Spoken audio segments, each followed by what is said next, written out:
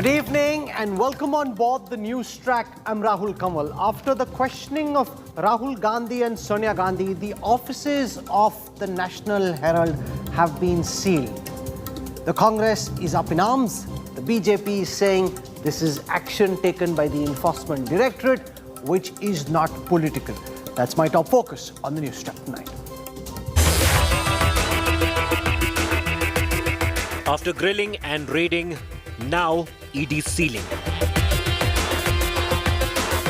Massive escalation in National Herald case.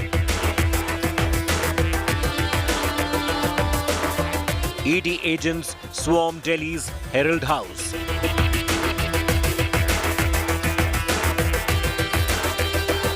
Major suspense over further escalation.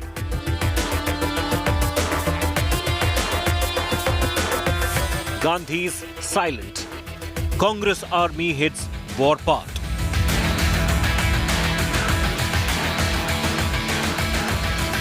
Congress unites again to defend Gandhi's. Here's a look at the headlines I'm tracking tonight.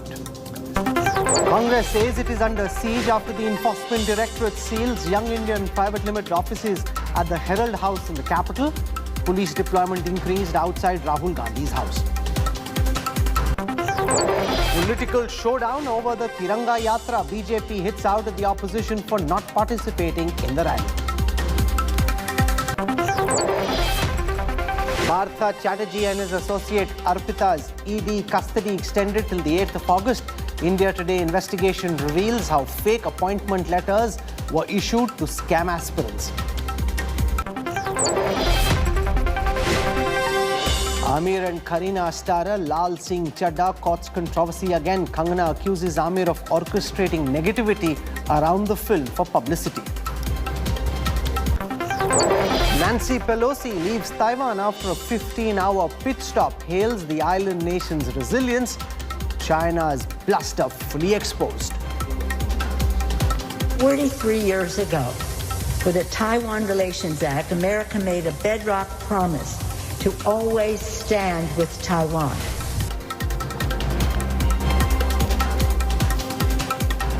There's been a massive escalation in the National Herald case.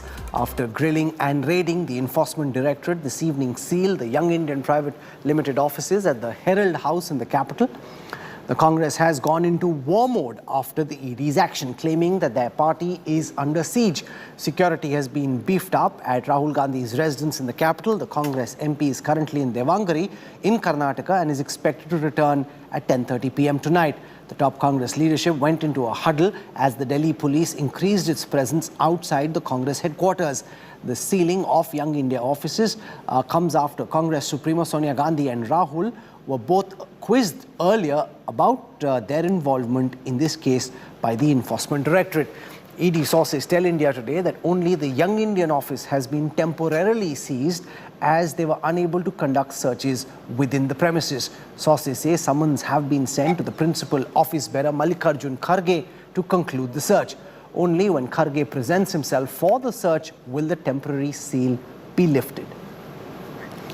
What BJP wants to do is BJP wants that nothing in India should be made by small and medium businesses. They want that everything should be made by 2 or 3 of their favorite big business people. That is why they changed these rules. Okay. Their entire idea is to take the money out of these people's pocket, right, and put it into rich businessmen's pocket. For events 10 years ago, with a siege mentality in the heart of the capital of the world's largest democracy. Can we believe it? India, the proud largest democracy of the world, has a siege mentality. I was astonished to see that people cannot come and go. There are platoons everywhere on the other side of the road also, apart from Tughlaq Lane. And for what? The only sole object of this exercise is humiliation, insult and intimidation at one level. And as Ajay ji said, diversion, digression and sensationalism at the other. बहकाना चाहते हैं आपको, बरगलाना चाहते हैं कि आपकी अखबारों की और चैनल्स की सुर्खियों में बेरोजगारी की बात न हो, महंगाई की बात न हो, बात हो इस प्रकार से पुलिस आ गई, इस प्रकार से घेराबंदी हो गई, इस प्रकार से हमने डेमोन्स्ट्रेशन नहीं होने दिया, इत्यादि इत्यादि. You have created a siege mentality, a climate of fear. The entire country watches as investigative agencies are deployed mindlessly against the leadership of India's oldest political party. I mean, you are treating this institution, this party, these leaders as terrorists? Is it the worst form of petty politics to divert and then on the contrary you blame us? As we have said earlier and repeated endlessly, our voices will not be silenced by these cheap tactics. On the contrary, you are underlining your acts and omissions by these diversionary tactics for the whole world to see, but we will never relent, whatever be the cost. We will never abdicate our responsibility as a responsible opposition. बारह तुगलक लेन के सामने किस तरीके से Delhi police और अन्य सुरक्षा बल हमारे पार्टी हेडक्वार्टर्स, सोनिया गांधी जी की रेजिडेंस और राहुल गांधी जी के मकान को भी घेर लिया है. Joining me live at this moment from Rahul Gandhi's residence is our Congress reporter Supriya Bhardwaj. Munish Pandey tracks the Enforcement Directorate for us. Our Delhi correspondent Amit Bhardwaj is live at the Herald House. I want to go across to Munish Pandey first on the nature of the ED action. The Congress press conference seems to suggest that the Herald House has been seized and that it's now been attached by the ED. The briefing that we got from the ED seems to suggest that it's temporary, this action, and not a seizure which is permanent. It's not as if the asset has been attached. Where does the reality really lie? What's really going on, Munish? Well, Rahul, to get a clarity, I met a few of the ED officials. I'm still standing outside the ED headquarters in National Capital.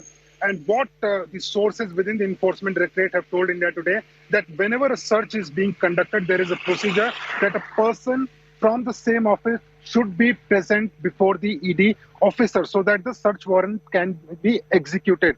Now, if we talk about the National Herald searches, what the officers are telling us that they went to the National Herald office with a search warrant.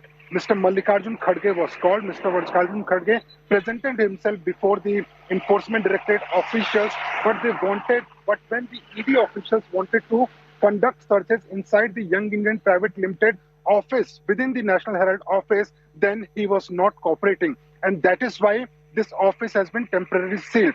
Why this office has been sealed? I asked this specific question. What they said, that if there is any possible evidence within the premises of Young Indian Private Limited, then if the office is open, there is a possibility that the very same evidence may be tampered, it might be destructed. And this is why, as a precaution measure, they have sealed the office. Whenever any person from Young Indian Private Limited or the principal office, Mr. Mallikarjun Kharge, present himself before the ED office saying that he is ready to cooperate, he will come along with the ED officials to execute the search warrant, then this office will be de-sealed and the officers will be able to conduct the searches. Rahul. Okay, Supriya Bhardwaj, the ED seems to be suggesting that Mallikarjun Kharge wasn't cooperating when the ED wanted to search the Young Indian office, which is why the office has been temporarily seized and it will be unsealed when Kharge allows for Young India's office to be searched. The Congress seems to be making it out to be about humiliation, insult, intimidation, and the creation of a siege mentality. Well, Rahul, the breaking news which is coming is that it is not over yet, because today in the morning, Congress had raised the issue of the raids at the National Herald office in both the houses of the Lok Sabha, of the Parliament, that is both Lok Sabha as well as Rajya Sabha. And right now, the information that we are getting is that tomorrow again, Congress will be raising this matter in both the houses. They will be seeking that a genuine motion be given and a proper discussion on the ED's role should take place in both both the houses. At the moment, we are at Rahul Gandhi's residence. It's an uneasy calm which prevails. I would like to show you what has happened over here is that just a couple of minutes back, the entire area was cordoned off. Nobody was allowed to go from this very area. Still, the barricades are there. The Delhi police officials are present now on the main road. The CRPF, which was deployed, has also been pushed back. Rahul Gandhi is expected to come back around 10:30 p.m. He's on his way right from Bengaluru, Karnataka to Delhi. And what we are hearing is that it's not over. Congress is going to take it to the next level, and it's going to be not just from Sansad. There might be protests near the Gandhi statue, and it might spill over on the streets of Delhi also. Already Congress has given a call that on 5th of August, day after tomorrow, there is going to be a massive protest across the country on the issue of the unemployment. Now, the Congress party, along with other opposition parties, have also written a letter.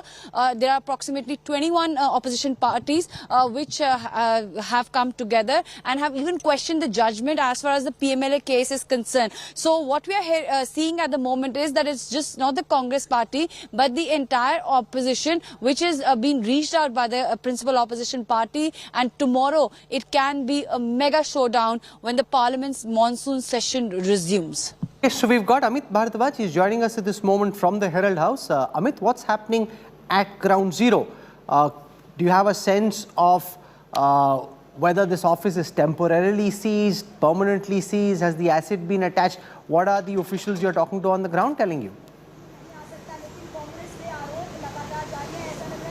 Well, Rahul, we'll just show you the visuals on the ground zero itself. This is the Herald House where the raids had started around 10 in the morning yesterday. And this continued till late in the night. And what we had learned from our sources was that nearly 16 hours the ED officials were inside the National Herald office. And remember, yesterday around 6 in the evening, Mallikarjun Kharge as well as Pawan Bansal had reached the Herald House. But this is the situation right now at Herald House. You see there's a lock hanging at the gate of the main entrance of the Herald House, and there are security guards sitting in. And they have locked this door because there are other offices in the same building, so that the journalists do not enter the building. The lock has been put up. On the left-hand side, Rahul, I'll request Sanjeev to show you the visuals. The board, I'm not pretty sure. Now there should be some clarity. There's a board that you are seeing. That is the Young Indian Private Limited board. And the right next to that board is the door, a glass door, which has been sealed by the ED officials. This is the office of the Young Indian located in the Herald House. The same Young Indian Private Limited which runs and owns the National Herald newspaper, which is also considered the mouthpiece of the Congress party.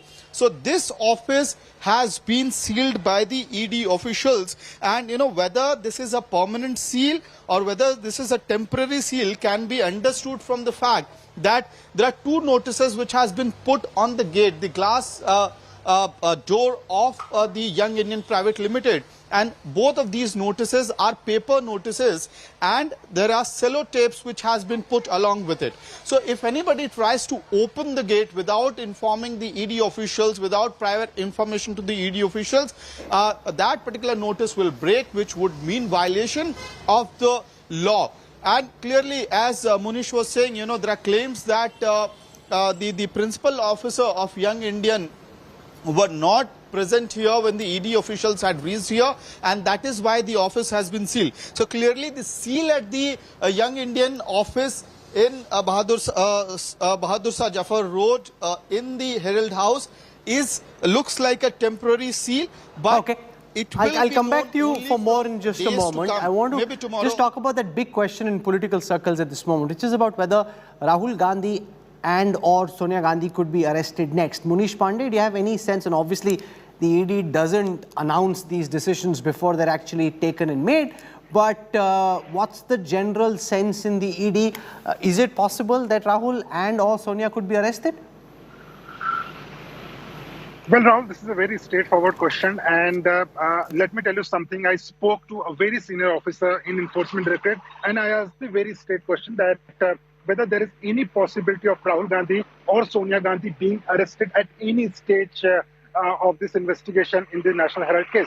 And what I was told at that point of time that they won't be arresting Rahul Gandhi and Sonia Gandhi. However, it is important to note that when I had asked this question to the officers, At that point of time, they were not questioned. Only summons had been issued to Rahul Gandhi and Sonia Gandhi.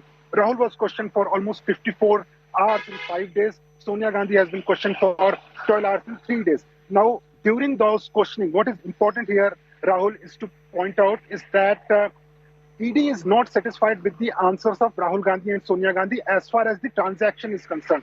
Because remember, both Rahul Gandhi and Sonia Gandhi blamed Motilal Vora, then treasurer of Congress Party, AJL and Young Indian Private Limited, saying that he was the only person who authorized the loan, he was the only person who approved the loan, and he is the only person who was aware of the entire transaction. So we are not aware of it. That is what Rahul and Sonia Gandhi said, but ED is not satisfied. They are saying that because you are the director of Young Indian Private Limited, you must have some idea what happened, financially, in terms of financials in these companies. Apart from that, the other important point during the investigation, which was again posed before Rahul Gandhi and Sonia Gandhi, if this is a Section 25 Act company, that is a charitable organization, then why there is no charity work done by Young Indian Private Limited? There were no answers, there were no clarification given by Sonia Gandhi and Rahul Gandhi. So the scenario of investigation has changed. But yes, to answer your question, there is a very minute possibility that it may happen. If you ask me straightforward, I don't think there will be a possibility of arresting Rahul Gandhi and Sonia Gandhi in future. This action of sealing the offices of Herald House, important in itself. The Congress wanting to up the ante politically. Joining us for perspective on this is Rakesh Sinha, Member of Parliament of the BJP. We've got Rashid Kidwai, long-time watcher of the Congress party. Rohan Gupta joins us in just a moment. Rakesh Sinha, I want to come to you first. Let's look at what the Congress is saying. They're calling this humiliation, insult, intimidation. They're saying you're trying to divert people's attention from price rise. They had a big satyagraha happening on the 5th of August. And before that, you are trying to put the Congress party on the mat because you have no answers to the question of price rise. Rakesh Sinha, your first response to that big press conference by the Congress leadership. As far as price rise is concerned, I was in the Rajya Sabha. Yes. When the finance minister was responding, hardly few congressmen were present in the house. They saw the gravity for which they fought 10 days and disrupted the house. At particularly Rajya Sabha. But I am not discussing that point. Here it is the question of investigation of a corruption charge. Nobody can deny, even Congress can't deny, because this is under the High Court. And during the investigation, other agencies came. It is CBI, it is ED, or other agencies might come. In that regard, they have their own timetable. There is no rule, there is no constitutional provision that if I am a politician or a minister or a former prime minister or a party president, then I have immunity from any investigation because parliament is in session, because I am a politician. There can't be two rules. Financial irregularities is a financial irregularity, whether you are a king or a common man. Therefore, I consider that such allegations are just to divert the attention from the genuine corruption charges. I'm giving you how Congress, degradation of the index of the Congress. On 16 December 1957, an LIC Mudra case, none other than Firoz Gandhi raised the issue in the parliament when his father-in-law was Prime Minister Jawaharlal Nehru and T.T. Krishnachari was the finance minister. He was very close to Nehru. He was a member of the Constituent Assembly. He was a member of the drafting committee. But when the corruption charges came, nobody said that because he was the member of the Constituent Assembly, because he was the member of the draft committee, because he's close to Nehru, so it should not be raised. Ram Subhag Singh, a simple member of the Congress party, MP, grilled the finance minister in the presence of Pandit Nehru. Ultimately, Krishnachari had resigned. Mudra was arrested, was a big businessman. Therefore, we have... No, but that's what the Congress will say will not happen. Can you, for example, stand up and grill Prime Minister Modi on any issue? They'll say that's how India has changed between the India run by the Congress under Nehru and what's happening at this moment. Could you foresee a situation where you stand up on any issue where you disagree with the government and grill the Prime Minister of the day? No, you are asking to me? Yes, I am, Rakesh. No, I'm just giving the answer that Rahul Gandhi and Sonia Gandhi are not the first politicians. That is the example. Lalu Yadav has been for a long time in prison. Many politicians have been arrested. You know why people have mistrust or a trust deficit, because they know that if politicians would be involved in any scandal and scam, they would get some kind of informal immunity. Now people have faith that if you are indulged in corruption, charges are grave, that you have taken the public money, you acted as a dacoit or a plunderer, then law would not. Now you make an important point, and I'll put that question to Rashid Kidwai. This broad sense of informal immunity, that a charge could be pressed against you, whether you're an Amar Singh or a Mulayam Singh under a UP or anybody else for that matter, but it will never really be taken to its logical conclusion. They'll hang the sword of Damocles over your neck, but not really go the full extent.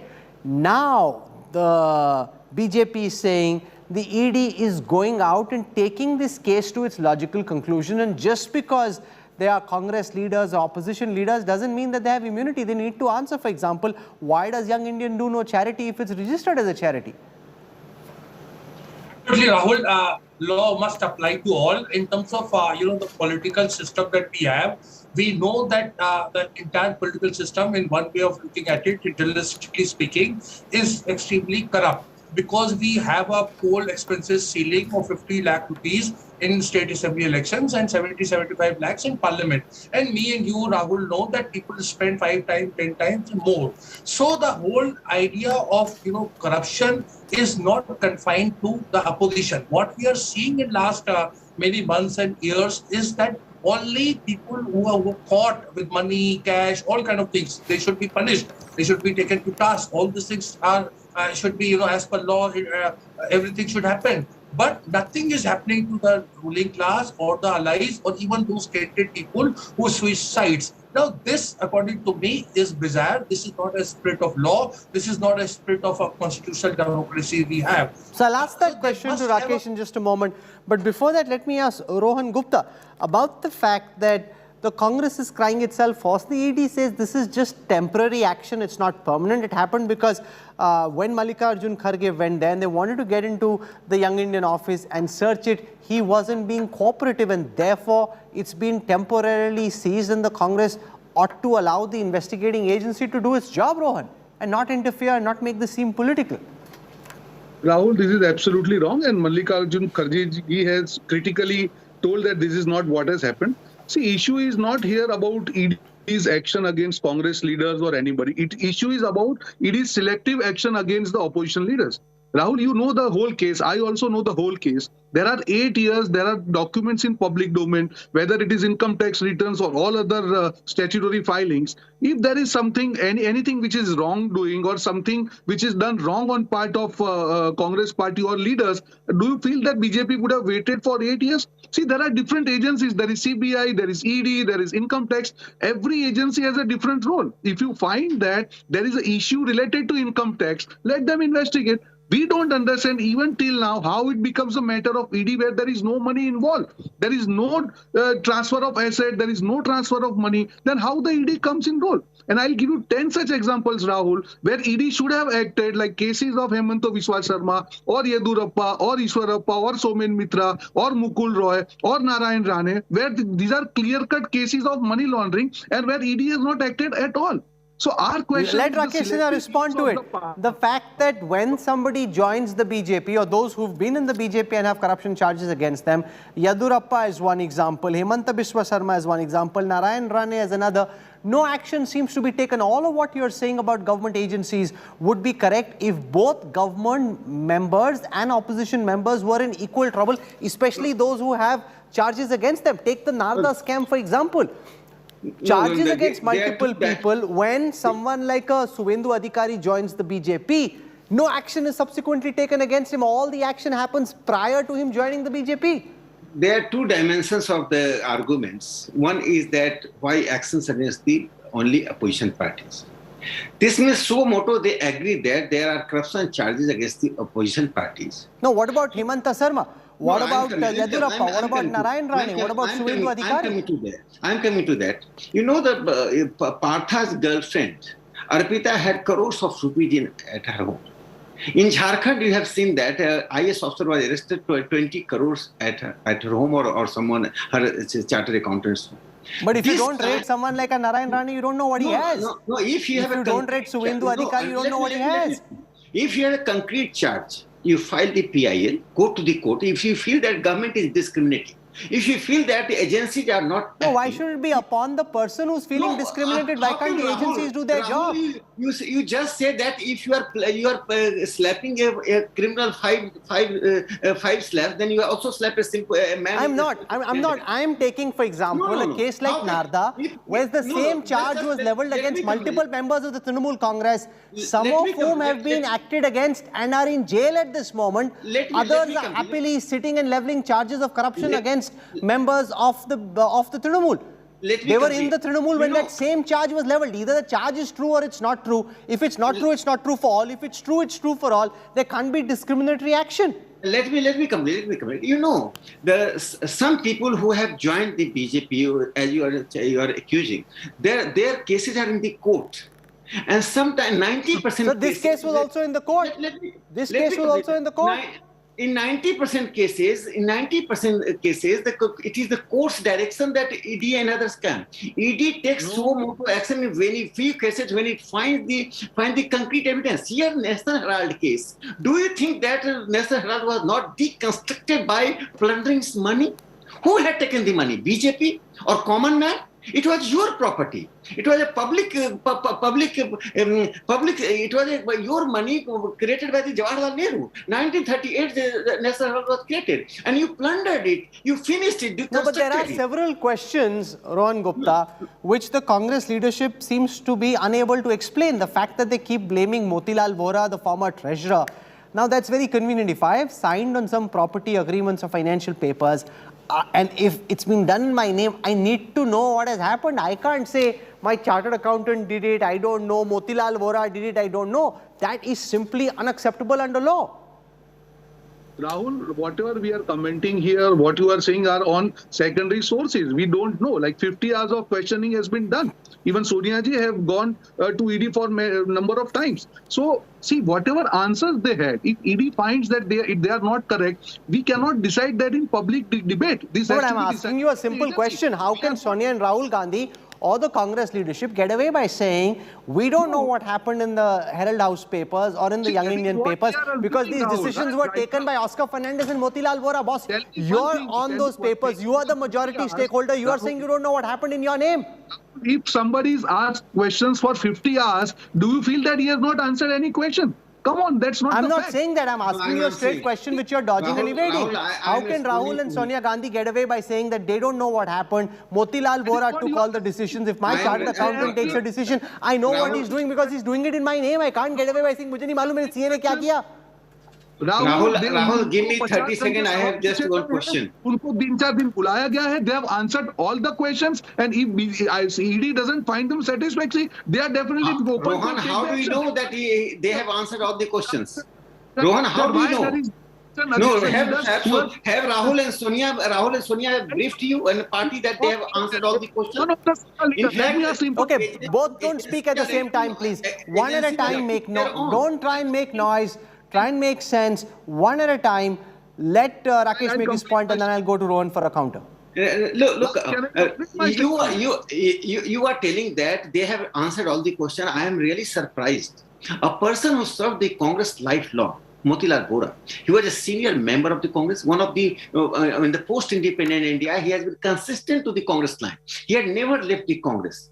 Even at the crisis, our Indira Gandhi regime, Sonia Gandhi regime or Rajiv Gandhi regime. That person is now being blamed who is no more in this earth. I think Gupta is asking, how do you, Sinha Sahib, know that they are blaming Motilal Vora? Who's telling you that? You go and ask the journalists. You go and ask the journalists, those who are covering Madhya Pradesh and Congress party, they would watch that Motilal Vora was a very honest man of integrity. You are blaming that person. Okay, Rohan Gupta, final words, I'm out of time.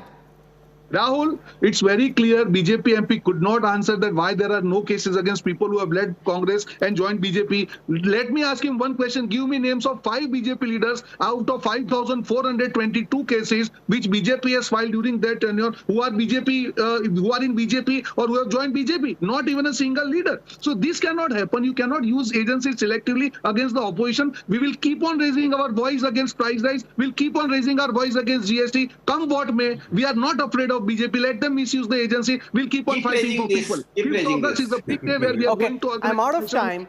What's very clear is this. If Rahul Gandhi and Sonia Gandhi have committed a crime in the manner in which those assets were transferred from the Congress party to Young Indian, they need to answer for it. Similarly, if there are charges against people who are currently in the BJP, agencies need to look at those cases equally seriously. It cannot be that you gun after everybody in the opposition and suddenly not decide to act and find some reason or the other not to act against those who are in the BJP and then change your mind. If somebody came to the BJP, left and went elsewhere, then suddenly he's brought in the crosshairs again. This is deeply problematic, but we'll track this story. The opposition wants to up the ante on this, the government holding firm. Rakesh Sinha, Rashid Kidwai, Rohan Gupta for joining me on the Newstrack. Thank you. I'm slipping into a break. When we come back, Nancy Pelosi leaves Taiwan after a 15-hour visit, hails the island nation's resilience. We get you all the details from Taipei on the other side of a quick break. Stay with us. Back in a moment.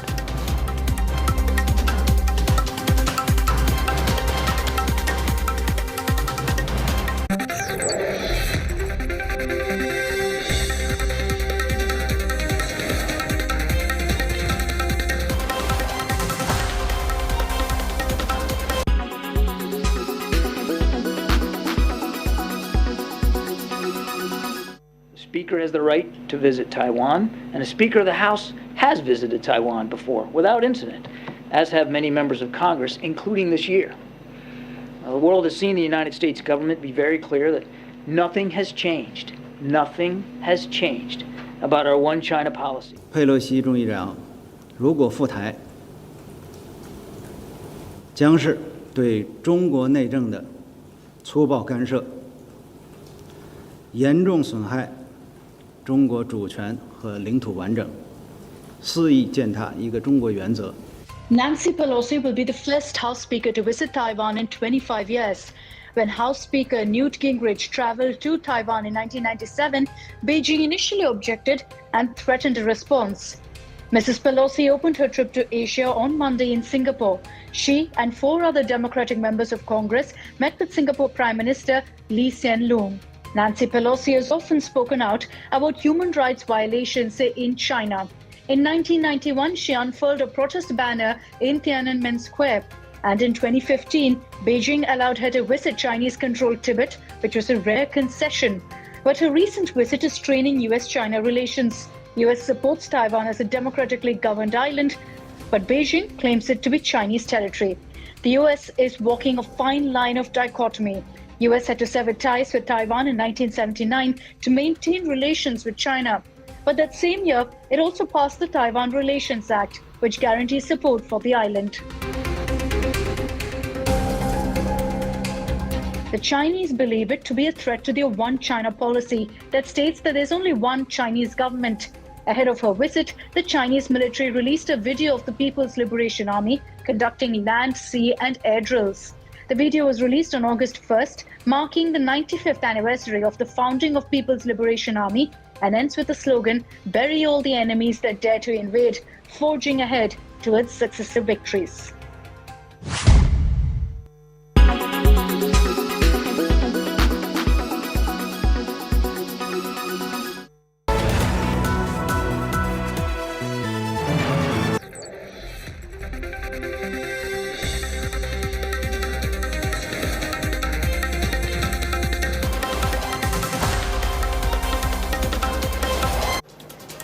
You're on board the Newstrack. It was a 15-hour visit, but US Speaker Nancy Pelosi's Taiwan pit stop was a historic one.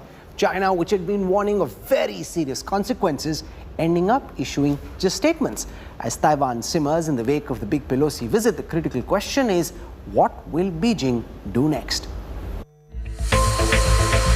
An enthusiastic wave, a warm goodbye. This is how 82-year-old US Speaker Nancy Pelosi concluded her 15-hour historic Taiwan visit. Despite China's threats and warnings, this visit sent out one very clear message: standing up to a global bully. America stands with Taiwan. 4 decades ago, the Taiwan Relations Act was built, building a strong bond between our two countries, advancing our shared interests of governance, economy, and security, while respecting the One China policy. As China goes and uses its soft power, money and whatever, into many countries in order to get their support at the UN and other bodies, we have to recognize and we have to show the world. After a suspenseful landing in Taiwan, Pelosi got straight down to business on Wednesday morning. Dressed in white from head to toe with a pop of blue and choosing to remain standing in stilettos for hours together, she addressed the Taiwanese parliament, meeting with the island nation's president and legislators. 43 years ago, with the Taiwan Relations Act, America made a bedrock promise to always stand with Taiwan. Taiwan has been an island of resilience in the world. Indeed, the people of Taiwan have proven to the world that with hope, courage, and determination, it is possible to build a peaceful and prosperous future. I just do want to mention and congratulate Taiwan for your governance of the COVID issue, the COVID pandemic. You are a model to the world. Declaring the United States' commitment to Taiwan's sovereignty and liberty, Nancy Pelosi minced no words in exposing China without even naming the nation. Speaker Pelosi is truly one of Taiwan's most devoted friends. The representatives here today are all important leaders in the House and have long made proactive efforts to promote progress in Taiwan-U.S. relations in all areas. We are truly grateful to you for making this visit to Taiwan to showcase the U.S. Congress's staunch support for Taiwan. Red-faced and completely exposed, Beijing countered the US-Taiwan bonhomie with propaganda and more bluster. Chinese government mouthpiece put out this video of its advanced warplanes exercising combat takeoffs. It's already carrying out military drills in 6 locations around Taiwan. In an attempt to stare down the island nation, China also listed 2,066 Taiwanese food items as being subject to import suspension, including citrus fruits, fish products, and bakery goods. It has also suspended export of natural sand to Taiwan. A belligerent Beijing has warned those who play with fire will perish by it. We all know that China has repeatedly made clear to the US its solemn position that China firmly opposes Pelosi's visit to Taiwan through various channels and at all levels. But clearly, the US and separatist forces in Taiwan did not listen. In this case, the Chinese military can only have a dialogue with the US and the separatist forces in Taiwan in a language they can understand. Taiwan countered Chinese provocations by flexing its own military muscle, showcasing its war machines in this video released by its defense ministry, saying that while the nation is not eager for a fight, they will not shy away from one. Military muscle flex, war of words, diplomatic face-off, and the world on edge. Who won this Taiwan tucker? She or Xi? Bureau Report, India Today. Nancy Pelosi's Taiwan visit has exposed China's bluster. It threatened military action. All Beijing did was release propaganda videos of drills on social media. China threatened sanctions, but it only banned the import of citrus fruits and some fish from Taiwan. The warning was big, but what was delivered was a whimper. Nancy Pelosi, the number 3 in the US administration in Taiwan, a sight China cannot stomach or ignore. The US Speaker's one-day stay on the island, claimed by China, triggered angry reactions from Beijing, which threatened targeted military action. Just as Ms. Pelosi landed at the Songshan airport in Taipei, civil defense sirens went off in China. 21 Chinese military aircraft entered the Taiwan air defense zone multiple times. The People's Liberation Army started maritime and air drills in the South China Sea, surrounding Taiwan from almost all sides. The PLA tested conventional missiles and fired long-range artillery into the Taiwan Straits as part of these intended drills. China is clearly smarting after its repeated warnings, and even a last-minute dialogue between President Xi Jinping and President Joe Biden could not prevent Pelosi from landing in Taiwan. China has vowed retaliation and grave consequences to those who offended them. So, its Foreign Minister Wang Yi has declared that those who played with fire will perish by it.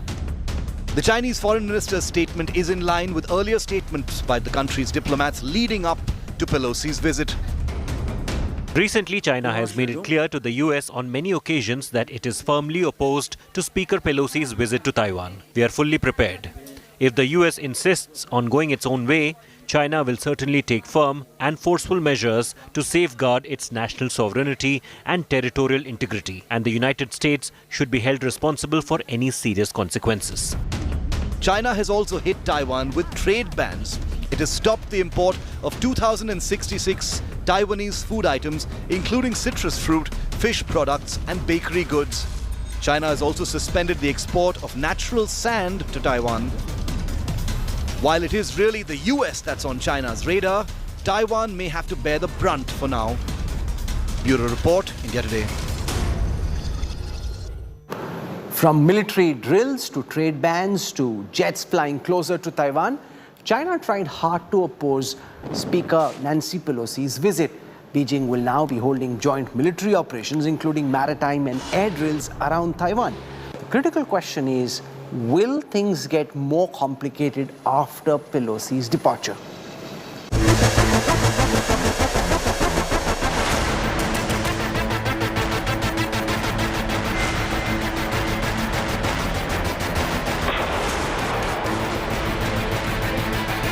China's military is in war mode over Taiwan, and we mean that literally. With Beijing's belligerent bluff being called out by the successful stopover in Taiwan by US House Speaker Nancy Pelosi, the military ball is now in China's court. And the country is doing everything it can to at least seem like it meant business. As declared shortly after Speaker Pelosi had arrived on Tuesday night in Taipei, China will kick off a series of live naval firing drills literally all around Taiwan starting tomorrow. China's Eastern Theater Command will hold these joint military operations around Taiwan with naval and air drills in the north, southwest and southeast of the island. The drills will involve Chinese Navy destroyers and frigates as well as combat aircraft. With live missiles and ammunition to be used, fears have escalated that even a tiny error could trigger a bigger flashpoint in the region.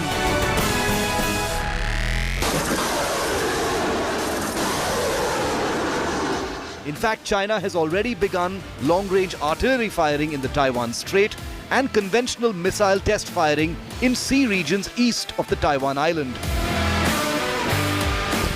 The explicit muscle flexing by China is fully in keeping with the country's sustained grey zone campaign of intimidatory military tactics against Taiwan, short of an actual all-out attack. The Chinese drills are designed as psychological warfare, aimed at grinding down and wearing out Taiwan's defenses, imposing fatigue on its military and sensor networks. With China repeatedly warning of resolute military action and grave consequences for both the US and Taiwan for Pelosi's visit, the world waits to see what Beijing will do. Bureau Report, India Today. Taiwan, for its part, countered China's provocations and threats by flexing its own military muscle. The nation's defense ministry released a video showcasing the war machines in Taiwan's possession, with a focus on combat drones to counter China's threat.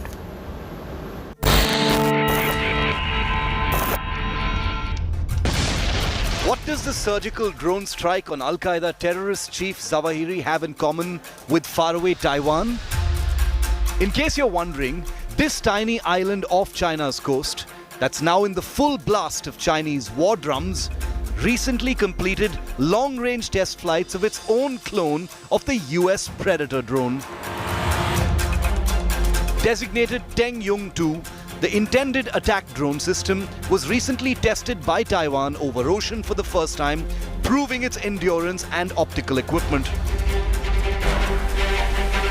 This indigenous Taiwanese drone, part of the island's big focus on self-reliance in weaponry and especially drone warfare, is modelled very much on the Predator and Reaper drones of America, tried and tested airframes for long-range strike missions, which they've been doing for years, including most recently of the Al-Qaeda chief. Parallel to the domestic combat drone program, Taiwan is set to receive 4 US-built, optionally armed Predator drones starting 2025. In fact, the Tengyun-2 is being developed by Taiwan to carry and fire the very same AGM-114 Hellfire laser-guided missile variants of the kind the US uses in drone strikes, as well as the one that killed al-Zawahiri. Taiwan's big focus on indigenous combat drone weaponry has been speeded up further by the Russia-Ukraine war, with the island taking note of the effective use of Turkish Bayraktar 2 combat drones in that ongoing conflict.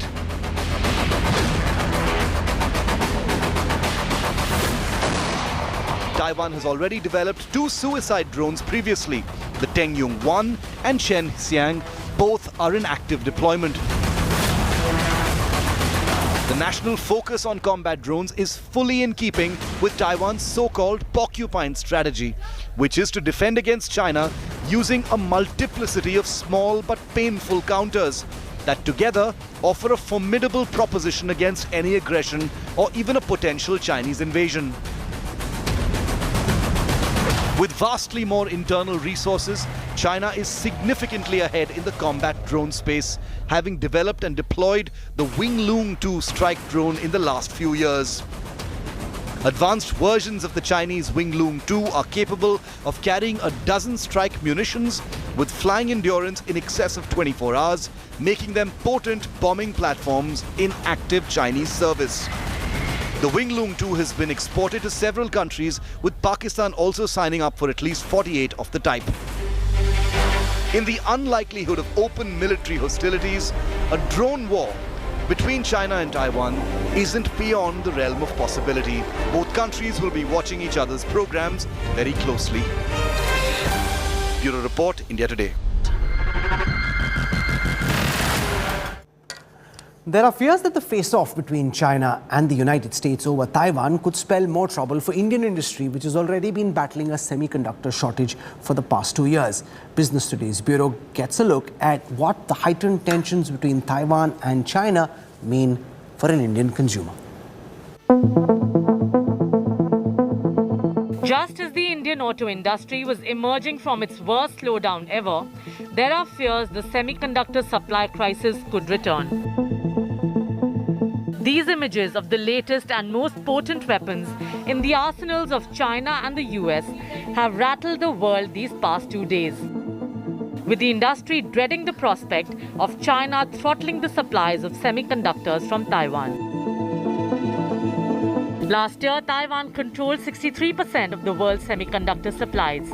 South Korea, with companies like Samsung, had 18% of the market, while China had a 7% market share. US and other countries had the remaining 15%. Simply put, the world is dangerously dependent on Taiwan for its chip supplies. The great chip shortage of 2021 startled the industry and the world, which rudely woke up to the fact that their most critical high-tech components were at the mercy of foreign nations. This was what tech major IBM said in a white paper in March 2021. You never want to be in a spot where another nation can control a valuable resource that your nation depends on. The US, wary of the global tilt, passed a mega $280 billion CHIPS Act, which received rare bipartisan support in both houses of the Congress. India, which announced its $10 billion semiconductor policy last December, has only taken some baby steps in the area. The country still imports 100% of its chip supplies. Bharat chip taker से chip maker बनना चाहता है। Semiconductors का उत्पादन बढ़ाने के लिए भारत में तेजी से निवेश बढ़ रहा है। यानी मेक इन इंडिया की शक्ति और डिजिटल इंडिया की ताकत की डबल डोज भारत में इंडस्ट्री 4.0 को नई ऊंचाई पर ले जाने वाली है। However, most of India's chip imports are from China and not Taiwan.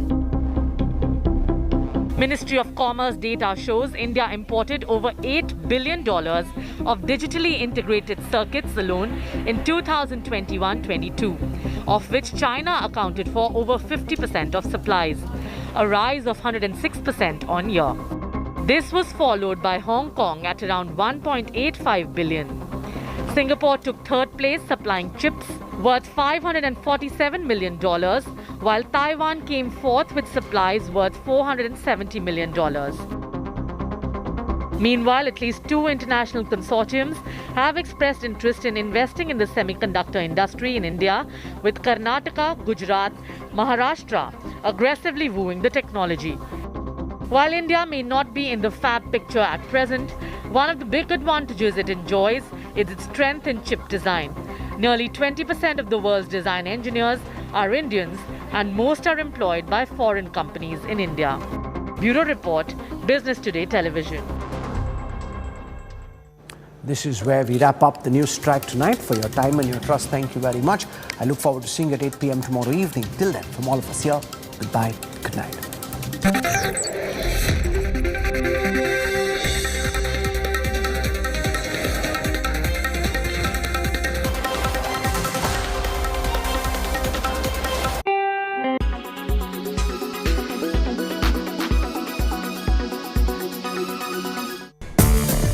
FDCI India Couture Week wound up in the national capital, and the last few showcases were interesting.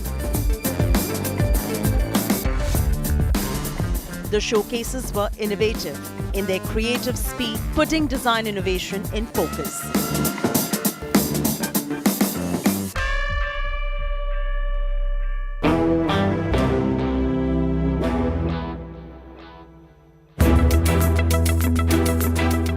Amit Agarwal married design form with functionality in creating these pieces in ingenious fabrics.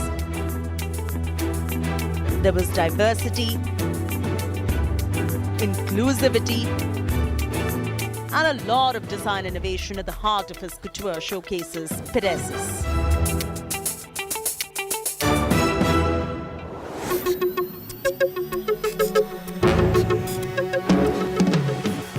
Anamika Khanna's showcase had shapes inspired by goddesses paired with deconstruction and pattern techniques. The artistic speak had cultural references to tribal India, with a contemporary twist in the cuts and styles. Pearl took center stage. Metallic silhouettes, somber blacks, delicate lace and ivory to reds and emeralds, the collection was rather experimental. Rajkumar Rao walked as a showstopper for Khanna.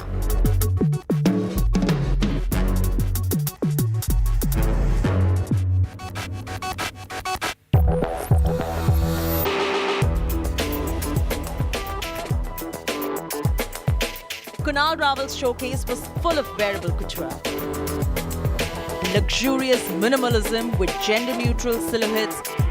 His collection, Dear Men, gave enough space to repurpose and mix and match pieces from his couture collection.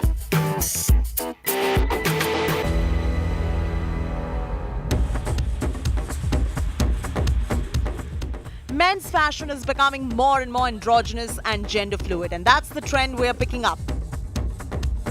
Case in point, the Siddharth Titler showcase had a lot of that going, and then Kunal Rawal too had the androgynous styles going.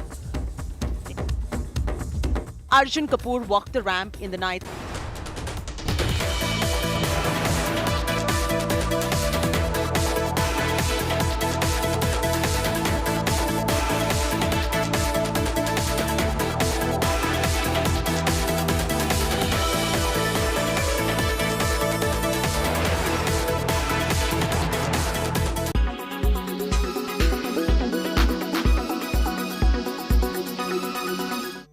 Superstar Salman Khan can now own a gun.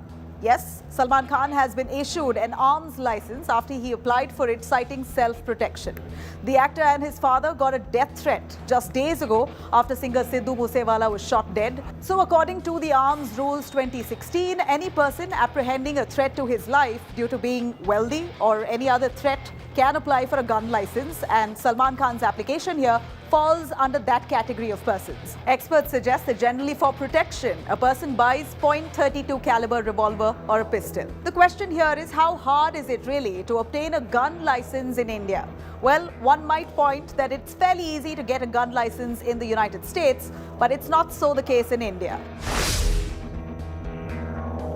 Governed by the Arms Act of 1959, India's gun control laws are quite restrictive and among the strictest in the world.